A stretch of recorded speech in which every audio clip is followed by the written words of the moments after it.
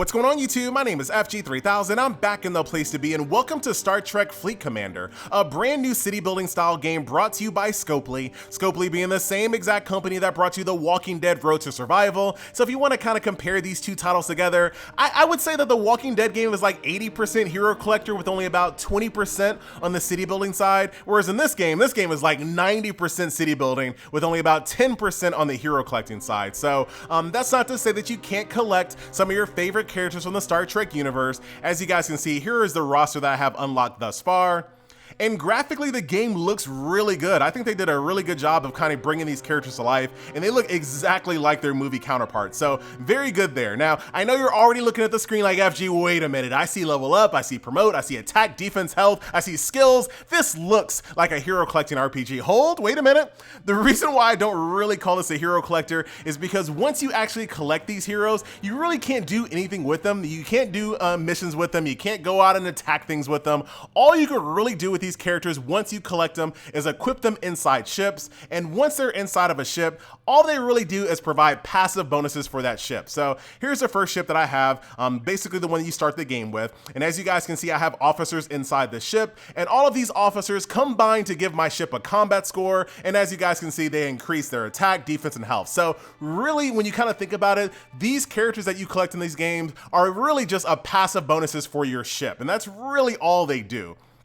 So here's my second ship here, and as you guys can see, it has a unique crew as well, and once again, all of these characters combine to give this ship a combat score along with some stats, and that's really all they are. I'm sure once you get, more rare, team members are going to have better and more powerful stats, but for the most part, you're not really going to interact with the characters themselves. Really, all of your interaction in this game, all of the missions that you do are going to be from the view of the ship, which of course makes sense when you think about Star Trek. You just can't have people walking around, but I wanted to make that clear. Now, you might, I guess, go ahead and say that this game is more like a ship collector. So let's go ahead and take a look at the ships that you can collect in this game. And as you can see, there is a ton of ships that you can collect. And basically the way you're going to collect these is as you kind of play through the game, you're going to find resources in the world. You're going to find research blueprints, and then you'll be able to collect and build these ships. There's Enterprise. Of course there is at epic level. So tons and tons of ships that you can collect. Now, this kind of brings me to my very first criticism of this game, is that it takes way too long to get your second ship. I really think that the game should, start you off with one ship and then very quickly give you a second ship, because since these games are very timer based, you got a lot of time in your hands, and when you only have one ship going back and forth over and over, it's like, give me something else to do. And the more ships you have, the more you can multitask, and that's where these games get a little bit more fun. So I would start the game way earlier with two ships, and then right now where they give you two ships, you should have three, because the more ships you have, the more fun the game is, and I think the game takes way too long to kind of allow you to multitask more, and I think that's going to turn a lot of people off very early on. So that is that.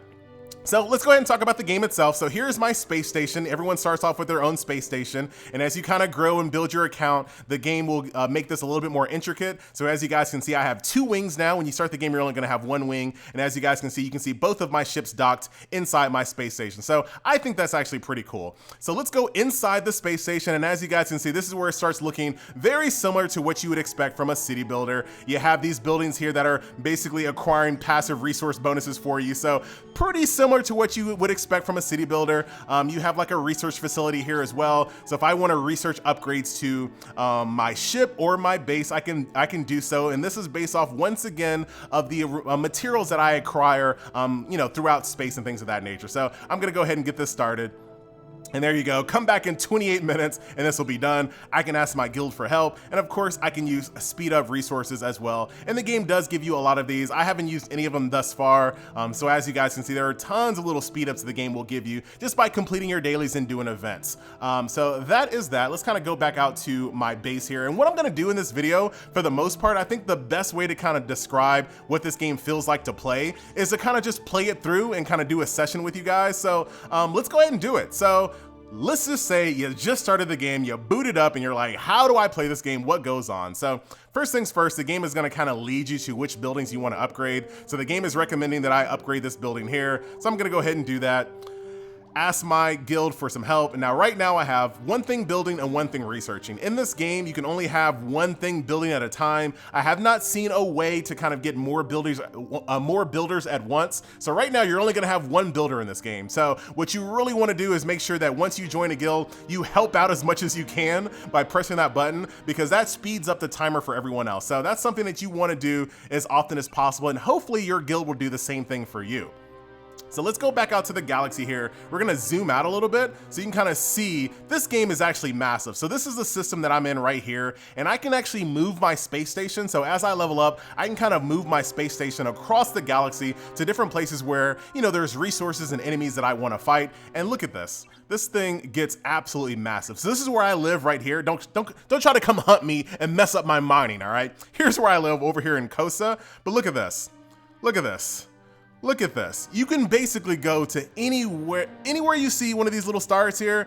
All of these little star stations, all these little systems here have multiple planets inside each individual one. So when it comes to giving a galaxy and a universe scale, this game absolutely does so. So right now I'm over here in the neutral area, but as you guys can see, there are 3 factions in this game. So once you get to level 60, I assume you can kind of go and join one of these factions and really get your PvP on.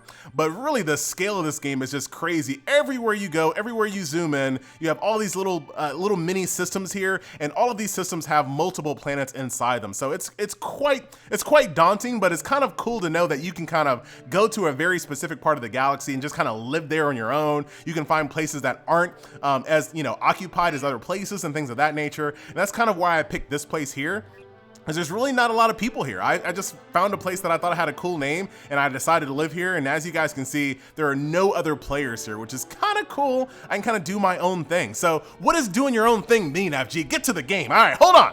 So I'm gonna go ahead and get started, and like I said, we're just gonna play this out as I would normally do. So right now I'm gonna take this ship right here, which is a very slow ship, and I'm gonna go ahead and just mine some resources here. So as you guys can see, it is en route, and you can zoom in and look at it if you want, but once you kind of play this game for a while, you're not really gonna do too much of that zooming in and kind of looking at what these ships do. So right now, I have this ship over here, gonna be mining resources. It's gonna do that for an hour and 39 minutes. However, I can be attacked by someone else, and they can ruin my day and screw up my mining. So when you have a ship out here, they're very, very vulnerable. So that is that. I'm also gonna take one of my attack ships over here, and what I'm gonna do, there's some quests that I need to do as well. So it's not just all about, you know, just building up resources, just kind of building your city over and over and over. I have some quests over here in this system over here. So what I'm gonna go ahead and do, I'm gonna set a course for this system. So now this other ship is gonna charge up and it's gonna warp over there. So it's gonna be over here in the Rissa system in about 1 minute and 44 seconds. So while that's doing that, I can go and do other things. So I'm gonna go ahead and open up some of these chests here. This is gonna give me some resources here. Got a 4-hour chest because I've been playing the game for way too long today. This is one of those games where you just kind of, you come in, you knock out a few different things, and then you log out. And I'm okay with these type of games because they don't really take that much time. Also, while you're kind of waiting, there are a bunch of events that go on as well. So while you're doing research, you can basically kind of compete with other players that are playing the game, accrue points, and then the game will give you different types of resource materials as well. Also, if you hunt with your alliance, so as you kill different mobs out in the world, you will acquire points for your alliance. The more points you get, the more rewards. So there are constantly events going on. As you guys can see, there are no shortage of events going on. So even though you're just kind of playing the game and doing your thing, in the background, you're kind of you know, doing events and making sure that you're getting more and more resources as you move along. So as you guys can see right up here, this building is now free to upgrade. Once it turns green, you can basically just upgrade it instantly. So we're gonna go ahead and upgrade this building here, ask for help. We're gonna go back out to our exterior system here. My ship is still on its way. So this is kind of the way these games kind of play out. It's a lot of like hurry up and wait in these games, for example. So this is why I thought, you know what, one ship very early in the game is just way too little. They really need to kind of up that up really quickly. Maybe not like 4 or 5 ships, maybe that's too daunting for a brand new player, but I would absolutely think that gamers, come on, gamers can handle more than just one ship at the very beginning. So that is that. Let's go back out to this ship here because we're almost there to where we were trying to go. So here we are, we're here in the Rissa system. So as you guys can see, there are some red dots here as well. So these are enemies that I can attack. And this is why I really don't call it a hero collector, because here is combat in the game. it's just gonna play out based on the stats that you have in your ship there. So I just won that fight, and that's combat. I'm gonna get some resource materials for doing so. And look at this. This is what I was telling you about earlier. The system that I'm in has no players in it. Look how many, every blue dot you see is a player. Every single blue dot you see here is a player. And this is why I moved my space station to someplace else, because it's a lot easier for me to hunt in my own little area, but sometimes you do have to do quests in other systems. So that's why I'm here to begin with. So we're gonna go ahead and take that text message off of our screen. Take that, why am I getting so many text messages all of a sudden? We're gonna go ahead and chart a course for this ship right over here. And people, you're competing against other players as well. So as you guys can see right there, someone took that mob from me. So I don't have anything to fight over here. So I'm gonna go ahead and fight this guy instead. Attack him. And there are quests that basically, let's go over here and I'll show you the quests that I have kind of going on at the moment as soon as I'm done fighting this mob. Here we go. So here are the quests that I have kind of going on right here. So upgrade my R&D department, do some combat. So this is what I'm kind of doing right now. Defeat 3 hostiles that are level 6 or higher. So that's what I'm kind of working on. Mining is another quest that's going on as well. Ambitious moves. What is this? Oh, I need to go defeat one of these corvettes, but that's super powerful. I can't do that right now. Defeat hostiles. Defeat hostiles. I got a lot of quests to basically just kill things. So that is pretty much the gist of what you'll be doing in this game, believe it or not. It's just really kind of going around the solar system, building up your city, and yeah, I guess trying to be the most powerful person that you possibly can be. Now, as you kind of level up and get more powerful, you will eventually go, man, there's so many people here, I can't click on what I want to click on. This is why I moved. This is why I moved, all right? There's that Corvette that I have a quest for, but it is way too powerful. But this is why I moved, because I was like, there are just too many people in this freaking solar system. And I understand why, because, oh, look at, everyone's just taking all, wait, hold on. I think maybe I can get to this mob before someone else does, maybe? Here's my little ship right here, Captain Kirk. And there is alliances as well. So like I talked about earlier, your alliance is very helpful when it comes to kind of speeding up your progress when it comes to buildings. Armadas is something coming soon. I don't know exactly what that is, but that's that. But as far as what else you do inside alliances, there's not really much of anything. As you kind of complete quests, you will get these tokens, and you can use those tokens to kind of buy chests and whatnot. But for the most part, that's really all you can do inside of alliances at the moment.